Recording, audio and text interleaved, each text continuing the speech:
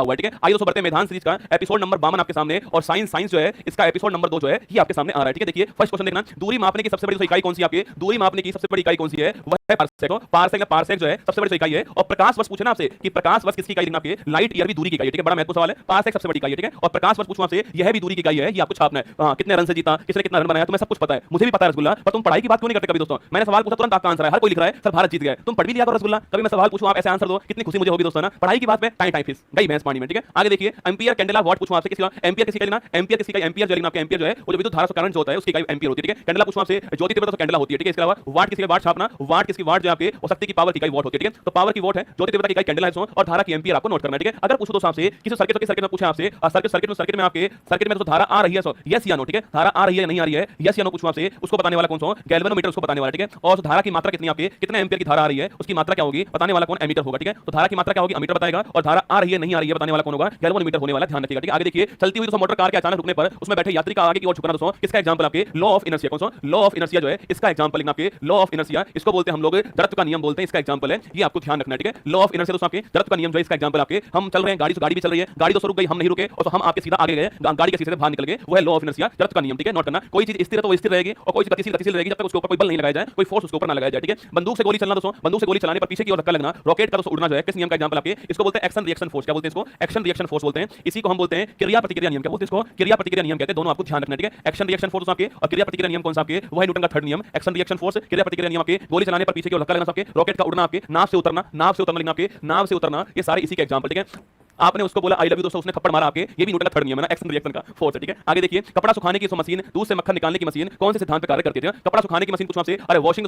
Machine आपके, दूध से मक्खन निकालना आपके, यह लिखना बल कौन सा है? अपकेंद्री बल दोस्तों आपके, केंद्र से दूर की ओर लगने वाला जो बल होता है उसको हम बोलते हैं आपके केंद्र से दूर की ओर, लगने वाला जो बल होता है इसको बोलते हैं अपकेंद्री बल, ठीक है। तो केंद्र से दूर की ओर लगने वाला बल आपके अपकेंद्री बल होता है। वॉशिंग मशीन और दूध से मक्खन जो है इससे निकालते हैं, आपको ध्यान रखना है, ठीक है। एक दोस्तों अश्व शक्ति पूछा आपसे, इसमें कितने वॉट होते हैं, ठीक है। एक हॉर्स पावर पूछो आपसे, एक हॉर्स पावर जो है, एक हॉर्स पावर लिखना, एक हॉर्स पावर जो है इसमें तो वाट कितने होते हैं?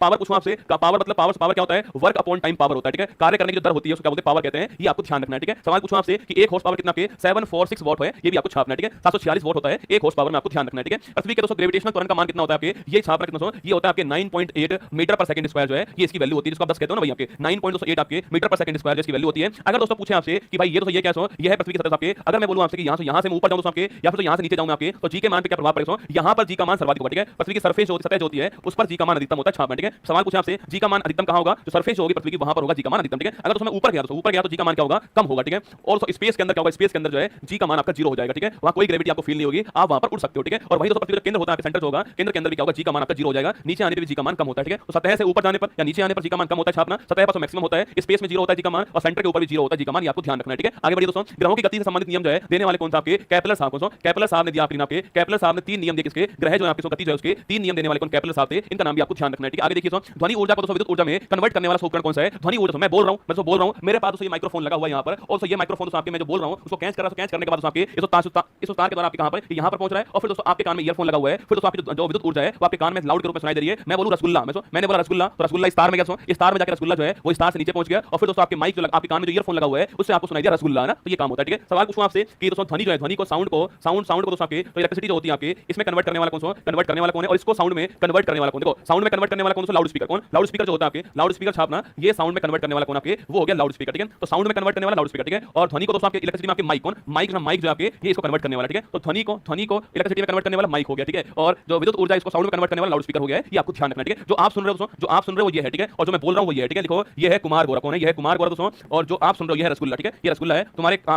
लाउड स्पीकर पूछ रहे हो आपके कान में जो लगे हुए लाउड स्पीकर वो रसगुल्ला हो गया, ठीक है। उससे आपकी ध्वनि वापस आपको सुनाई दे रही है ना। विद्युत ऊर्जा को ध्वनि ऊर्जा में कन्वर्ट करने वाला ये मैंने अभी कहा से कौन आपके लाउड स्पीकर लिखना, लाउड स्पीकर आपके या आपके कान में जो ईयरफोन लगी हुआ है, जो ईयरफोन लगा हुआ है कान में आपके, वो इसका एग्जांपल हो गया, ठीक है। आपके कान का ईयरफोन इसका एग्जांपल हो गया, लाउड स्पीकर इसका एग्जांपल हो गया है, ये आपको ध्यान रखना है, ठीक है। आगे देखिए, नेक्स्ट क्वेश्चन आपके सामने, यांत्रिक ऊर्जा मैकेनिकल एनर्जी को इलेक्ट्रिसिटी में कन्वर्ट करने वाला उपकरण कौन सा है? मैकेनिकल एनर्जी पूछूं आपसे, मैकेनिकल एनर्जी जो आपके इसको जो आपके इलेक्ट्रिसिटी में कन्वर्ट करने वाला कौन है? आपको बताना है मुझे। तो मैकेनिकल एनर्जी जो आपके इसको पूछूं आपसे, इसको इलेक्ट्रिसिटी में कन्वर्ट करने वाला कौन आपके? वो है जनरेटर। वो जनरेटर छापना। कभी देखा है आपने? कभी देखा है इसको आपने? आपके घर पे लाइट नहीं आ रही है, आपके घर के बाहर ये खड़ा हुआ है बंदा, आपके जनरेटर खड़ा हुआ है, आपने इसमें तेल डाला, आपने इसमें डाला तेल, ठीक है, आपने तेल डाला इसमें और आपने इसको ऐसे घुमाया तो आपने इसको ऐसे घुमाया आपने, और घुमाने के बाद आपके घर की लाइट आ जाती है, वो ये काम करता है, ठीक है। तो मैकेनिकल एनर्जी जो है इसको किसमें आपके इलेक्ट्रिसिटी में कन्वर्ट करने वाला जनरेटर हो गया है। तो आपके घर के तो बाहर लाइट चली जाने पर आप चलाते हो इसको, इसमें तेल डालते हो, इसमें केरोसिन डालते हो, इसमें डीजल डालते हो, फ्यूल डालते हो, इसमें फ्यूल डालने के बाद घूमता है, और घूमने के बाद जो है विद्युत उत्पन्न करता है, ये आपको ध्यान रखना है, ठीक है। आगे देखिए विद्युत दोस्तों, विद्युत ऊर्जा को प्रकाश ऊर्जा में कन्वर्ट करने वाला आपके ये लाइट जो आपके लाइट जो आपके लाइट लट्टू एलईडी लिखना आपके सीएफएल कुछ भी लिख लीजिए, ठीक है, जो आपके प्रकाश दे रही है। बटन दबाया, बटन दबाते क्या हुआ, लाइट आ गई, ठीक है, बटन दबाते लाइट आ गई आपके, तो लाइट लट्टू एलईडी सीएफएल छापना विद्युत ऊर्जा को प्रकाश ऊर्जा में कन्वर्ट करने वाला कौन आपके, वो लाइट हो गया, ठीक है। वो इसका अच्छा पूछूं आपसे,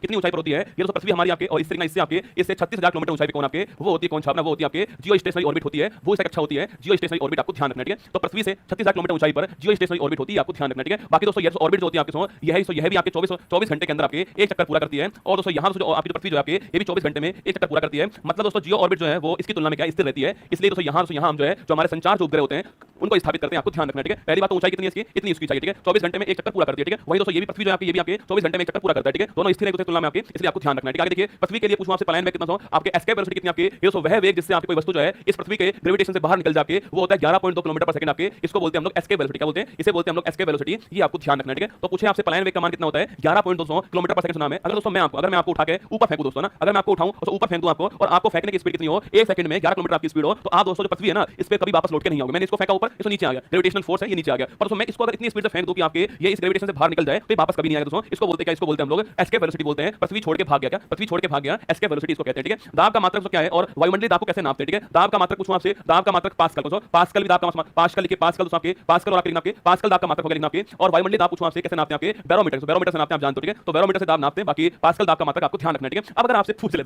अगर आपसे पूछूं आपसे कि भाई साहब इसकी दोस्तों रीडिंग जैसे रीडिंग आपके, अगर पूछूं आपसे इसकी तो रीडिंग आपके एकदम गिर जाती है, ठीक है, एकदम गिर जाती है, आप दोस्तों प्यार में तो डूब जाते हो एकदम आपके, तो आपकी जिंदगी में आने वाला तूफान, दोस्तों आंधी तूफान आपकी लाइफ में आने वाला है। कभी सवाल पूछे दोस्तों आपसे कि बैरोमीटर जो है अगर दोस्तों उसकी रीडिंग एकदम गिर जाएगी तो तूफान आंधी आने वाला है। अगर दोस्तों आप लोग आपके प्यार में डूब जाओगे एकदम से आपके, तो आपकी लाइफ में क्या आएगा, आंधी तूफान आने वाला है, ठीक है। और अगर दोस्तों आपके धीरे धीरे आपकी गिरती है आपके तो बारिश आएगी, ठीक है। अगर दोस्तों प्यार में आप धीरे गिरते हो तो आप क्या करते हो, वो बारिश आती है, ठीक है, बारिश टाइप आती है, ये आपको नोट करना है, ठीक है। और अगर दोस्तों ऊपर चढ़ती है आपके तो मौसम साफ रहेगा, ठीक है, तो मौसम साफ रहेगा, ये आपको नोट करना है, ठीक है। बैरोमीटर की रीडिंग का सवाल पूछता है, एकदम गिरेगी आंधी तूफान आएगा, ठीक है, धीरे धीरे गिरेगी बारिश आएगी, ठीक है। और अगर ऊपर बढ़ेगी तो क्या होगा, आपके साफ होगा मौसम, ये आपको नोट करना है, ठीक है। आगे देखिए जल का दोस्तों अधिकतम घनत्व पूछूं आपसे कितने तापमान पर होता है, 4 डिग्री सेंटीग्रेड तापमान जो है इसके ऊपर जो है जल का घनत्व आपके अधिकतम होता है, ये आपको नोट करना है, ठीक है। तो 4 डिग्री सेंटीग्रेड के ऊपर जल का डेंसिटी घनत्व अधिक होता है, ठीक है। आगे देखिए लालटेन, दोस्तों लालटेन लैंप की बत्ती में तेल का ऊपर चढ़ना जो है किसका एग्जांपल आपके, ये एग्जांपल है केशिका, किसका, कैपिलरी सिस्टम, केशिका का एग्जांपल है, ये आपको छापना है, इसी को बोलते हैं कैपिलरी सिस्टम कहते हैं छापना, इसी को बोलते हैं कैपिलरी सिस्टम कहते हैं, इसको केशिका कहते हैं। इसका एग्जांपल क्या सो लालटेन में लैंप की बत्ती का ऊपर चढ़ना जो आपके वो इसका एग्जांपल आपको ध्यान रखना है, ठीक है। पानी में तेल छिड़कने पर दोस्तों उसका जो प्रस्थ तनाव है वो कम होगा या बढ़ जाएगा, पानी में तेल छिड़कने पे छापना उसका प्रस्थ तनाव जो है वो कम हो जाएगा, उसका सरफेस टेंशन कम हो जाएगा आपके। अगर दोस्तों पानी में सुनो, अगर दोस्तों पानी में आप कुछ भी मिलाओगे दोस्तों आपके, अगर उसमें कुछ अशुद्धि मिलाओगे आप, तेल साबुन झाग कुछ भी मिलाओगे तो उसका सरफेस टेंशन जो है वो कम हो जाएगा, ठीक है। पानी में कुछ भी मिलाओगे, तेल मिलाओ, साबुन मिलाओ, सर्फ मिलाओ, कुछ भी मिलाओ आप जो है सरफेस टेंशन का कम होता है, ठीक है। तो पानी में अशुद्धि मिलाने पर आपके इंप्योरिटी मिलाने पर जो सरफेस टेंशन है वो कम हो जाता है, ये आपको नोट करना है, ठीक है। दोस्तों पानी में तेल मिलाने पर आपके सरफेस टेंशन कम दोस्तों होता है। इस कारण दोस्तों हम क्या करते हैं, इस कारण दोस्तों अगर हमें मच्छर से मारने हो तो हम पानी में केरोसिन मिला देते हैं, आपके सरफेस टेंशन कम दोस्तों होता है, और मच्छर से लार्वा जाके वो डूब कर मर जाता है, आप जानते हो, ठीक है, डूब कर मर जाता है, ये आपको ध्यान रखना है, ठीक है। तो पानी में केरोसिन मिलाते हैं, आपको याद होगा, ठीक है। गर्म सूप स्वादिष्ट लगता है क्योंकि गर्म सूप में सरफेस टेंशन पूछूं आपसे, अगर दोस्तों सूप गर्म हो गया आपके तो सरफेस टेंशन जो है वो कम दोस्तों होगा, आपके प्रस्ताव कम दोस्तों हो जाएगा। और अगर सरफेस टेंशन कम हो गया तो तापमान बढ़ने पे सरफेस टेंशन कम होता है, ठीक है, तापमान बढ़ने पे सरफेस टेंशन कम दोस्तों होता है आपके। अगर मैंने सूप को गर्म किया सरफेस टेंशन कम दोस्तों होगा आपके, और अगर प्रस्ताव कम हो जाएगा तो रसगुल्ला छापना आपके, तो आपकी जो सूप जो होगा आपके वो हमारी जीभ जो है आपके उसके ऊपर फैल जाएगा, ठीक है, जीभ को तो फैल जाएगा, और तो फैलने का मतलब आपके हमें वो स्वादिष्ट महसूस होने वाला है, ये आपको ध्यान रखना है, ठीक है। तो गर्म सूप अधिक स्वादिष्ट होता है क्योंकि दोस्तों मैंने कहा गर्म सूप का सरफेस टेंशन कम होता है, आपके प्रस्ताव कम होता है, इस कारण से गर्म सूप जो है वो जीभ पर फैल जाता है, और जीभ पर फैलने के कारण जो है वो हमें स्वादिष्ट नजर आता है, महसूस होता है, ये आपको ध्यान रखना है, ठीक है। तापमान बढ़ाने पर सरफेस टेंशन कम होगा, ये आपको ध्यान रखना है, ठीक है। आगे देखिए नेक्स्ट क्वेश्चन आपके सामने, ध्वनि किस प्रकार की तरंग है आपके, साउंड की तरंग कैसी, साउंड लिखना आपके, साउंड जो आपके वो कैसी तरंग है, साउंड जो है अनुदैर्ध्य तरंग छापना, ठीक है। साउंड तरंग कैसी, साउंड दोस्तों आपके अनुदैर्ध्य तरंग है, ये भी आपको ध्यान रखना है, ठीक है। और इसकी गति के लिए माध्यम का होना अनिवार्य है, ठीक है, कंपल्सरी माध्यम का होना अनिवार्य है, ये भी आपको छापना है, ठीक है। मतलब दोस्तों यह निर्वात के अंदर वैक्यूम के अंदर जो है गति नहीं करती है, सो इसकी सर्वाधिक गति कहां पर होती है, ठोस के अंदर होती है, ये भी आपको छापना है, सॉलिड, लिक्विड और गैस, ठीक है। ध्वनि का वैक्यूम में गति नहीं होती, पहली बात तो ध्वनि के लिए माध्यम चाहिए होता है अनिवार्य रूप से, यह दोस्तों अनुदैर्ध्य तरंग होती है आपकी, ये अनुदैर्ध्य तरंग होती है आपकी, इसको बोलते हैं लैटिट्यूडनल, इसको बोलते हैं लैटिट्यूडनल वेव्स कहते हैं छापने इसको। और सर्वाधिक गति कहां पर होती है, सॉलिड के अंदर है, फिर लिक्विड, फिर गैस के अंदर, वैक्यूम में नहीं होती है, ठीक है। आगे देखिए अल्फा बीटा गामा जो इसमें किसकी पेनिट्रेशन पावर अधिक होती है आपके सो, जो गामा जो होती है इसकी भेदन क्षमता जो होती है अधिकतम होती है, ठीक है। तो गामा की पेनिट्रेशन पावर सर्वाधिक होती है, ये आपको ध्यान रखना, ठीक है। तो गामा करेक्ट आंसर हो गया, इसकी पेनिट्रेशन पावर सर्वाधिक आपको नोट करना है, ठीक है। आगे देखिए अब श्रव्य तरंग और पराश्रव्य तरंग में अंतर क्या है, ठीक है। देखिए सवाल पूछा गया आपसे यहाँ से यहाँ लिखिए आप 20 हर्ट्ज, ठीक है, 20 हर्ट्ज प्लस आपके यहाँ लिखिए आप 20,000 हर्ट्ज आपके सॉन्ग। अगर ध्वनि जो है उसकी फ्रिक्वेंसी कितनी रहती है 20 हर्ट्ज से 20,000 के बीच में रहती है, तो इसको बोलते हैं हम आपके श्रव्य ध्वनि बोलते हैं, जिसको आप और मैं सुन सकते हो, ऑडिबल साउंड कहते हैं, जिसको आप और मैं सुनते हैं, ठीक है, मनुष्य इसको सुन पाएगा, ठीक है। अगर दोस्तों आवृत्ति इससे कम हो गई, ठीक है, इससे कम दोस्तों होती है आपके, तो इसको बोलते हैं हम लोग अपश्रव्य तरंग, बोलते हैं इसको इंफ्रारेड बोलते हैं, इसको बोलते हैं हम इंफ्रारेड बोलते हैं, इसको इंफ्रा आपके इंफ्रा बोलते हैं, छात्र इनको बोलते हैं इंफ्रासोनिक बोलते हैं, इंफ्रासोनिक बोलते हैं, इसको आप और मैं नहीं सुन सकते, ठीक है। ये 20 आपके हर्ट्ज से कम की, ठीक है। वहीं दोस्तों 20,000 से अगर अधिक हो गई तो इसको बोलते हैं, इसको बोलते हैं अल्ट्रासोनिक बोलते हैं, इसको बोलते हैं अल्ट्रासोनिक बोलते हैं, इसको बोलते हैं पराश्रव्य तरंग बोलते हैं, इसको भी दोस्तों आप और मैं नहीं सुन सकते, ठीक है। इसको सुनने वाले कौन से, सुनने वाले कौन होता है, डॉल्फिन है ना, डॉल्फिन है, ये सुनती है इसको, ठीक है, डॉल्फिन सुनती है इसको आपके अल्ट्रासोनिक तरंग को, ठीक है। डॉल्फिन चमगादड़ पूछे आपसे, ये सुनती है इसको, ठीक है, अल्ट्रासोनिक को ना। तो 20 हर्ट्ज से 20,000 के बीच में ये होती कौन सी, ये होती छापना आपकी, ये होती ऑडिबल, ठीक है। 20 हर्ट्ज से कम पूछो आपसे, ये होती आपकी इंफ्रासोनिक अपश्रव्य है ना, और 20,000 से अधिक पूछे आपसे, ये होती अल्ट्रासोनिक पराश्रव्य, आपको ध्यान रखना, ठीक है। तो अपश्रव्य 20 हर्ट्ज से कम वाली 20 से 20,000 के बीच श्रव्य होती है, और 20,000 से अधिक वाली आपके पराश्रव्य होती है, आपको ध्यान रखना, ठीक है। और ये साउंड की बात कर रहे हैं ना, ध्वनि की बात कर रहे हैं, ये भी आपको ध्यान रखना है। चलिए आगे बढ़ते हैं। भ्रूण की जांच करने में, गुर्दों में बनने वाली पथरी की जांच करने में, दूध में दोस्तों हानिकारक जीवाणु नष्ट करने में कौन सी तरंग यूज होती है आपके, अल्ट्रावायलेट, कौन सा अल्ट्रावायलेट छापना आपके, जो आपके अल्ट्रावायलेट जो तरंग होती है छापना, पराबैंगनी जो तरंग होती है वो यूज होती है, ठीक है। तो सवाल पूछो आपसे, भ्रूण की जांच करने से आपके अरे सोनोग्राफी होती है ना, आपके सोनोग्राफी होती है ना, उसमें यही वाली तरंग यूज करते हैं, ठीक है, यूवी तरंग यूज करते हैं आपके सोनोग्राफी करने में, दूध गुर्दों में बनने वाली पथरी को जांच करने में, और दूध में जो जीवाणु होते हैं उनको नष्ट करने में आपके अल्ट्रावायलेट चीजें यूज करते हैं, और ये आपके सोनोग्राफी के अंदर यूज होती है, आप जानते हो, ठीक है। आगे देखिए, वायु में ध्वनि की चाल कितनी होती है आपके, जो वायु जो होती है आपकी उसमें ध्वनि की चाल पूछूं आपसे,